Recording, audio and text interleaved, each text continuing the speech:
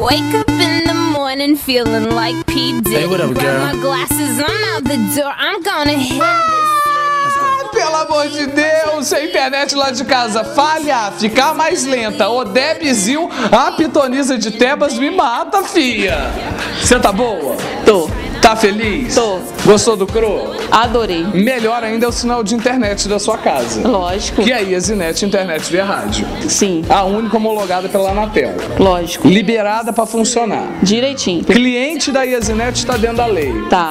Ai, congela a concorrência, olha só, gente. Preços mais do que especiais, a Andressa vai contar pra gente agora. Vamos lá, começa com que pacote, bem? Pacote de pão, pacote de plástico, pacote de quê?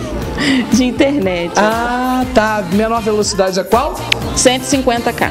150. 150 já dá, né? Não dá? Já dá pra você começar a brincar. É, sai por quanto?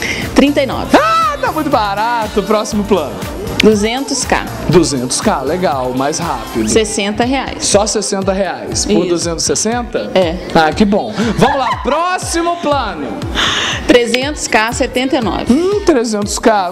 Arrasou, hein, querida? E tá saindo por quanto? 79. Não, repete mais uma vez porque eu tô meio surda. 79. É, porque a jacaroa do Piabanha ficou gritando na minha orelha. Próximo plano é de quanto?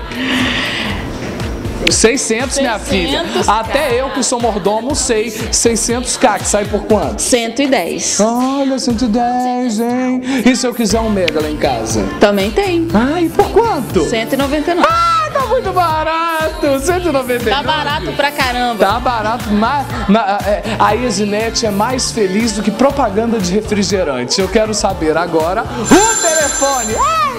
2255-1082. Congela! E o telefone, Andressa?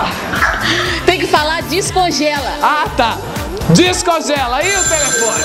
2255-1082. E o Lembra endereço? que a EasyNet Internet Rádio fica na Duque de Caxias. Isso. É, no quarto andar. Isso, número 517. No edifício. Gomes Coelho. Olha, beijo. Tá? Não ferra minha maquiagem. O workshop continua. Linda. You break me.